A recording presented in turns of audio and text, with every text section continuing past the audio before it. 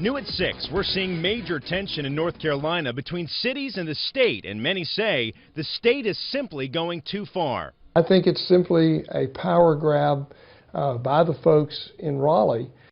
Mayors past and present say the governor and General Assembly are out of control. They tell Channel 9 that the state is micromanaging cities and towns. Now, in a 9 investigation, Eyewitness News reporter Jason Stujenki rounded up the list of examples cited by the critics. And Jason, you asked the state leaders. This is not just a Charlotte issue. A lot of town leaders around here have been telling me the same thing. They feel the state is going too far, whether it involves the airport or soda. The state doesn't want Charlotte running the airport anymore.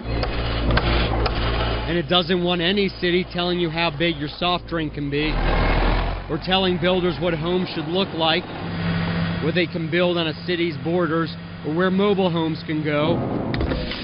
The state doesn't want Asheville having as much say over its own water system, or Raleigh going through with a deal for a certain park. Political science expert Eric Heberlig says this trend is unusual. The number of items right in back of one another all at the same time, I think, is what's really getting people's attention. Especially mayors like Charlotte's Anthony Fox.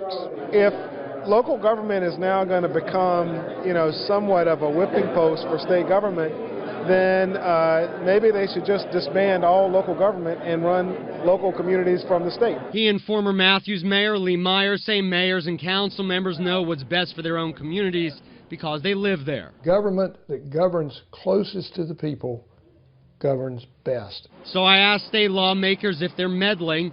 A number were willing to talk about it with me, including State Senator Bob Ruccio.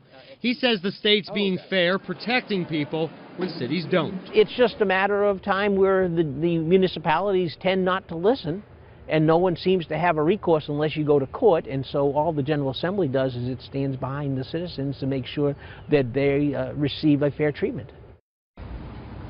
And just to be fair, other state leaders also wanted to discuss this with me. They said you really have to look at each case individually. They said take annexation, for example. They said people complained to them that they were being taxed more or weren't getting any better services, so they said they felt compelled to do something about it.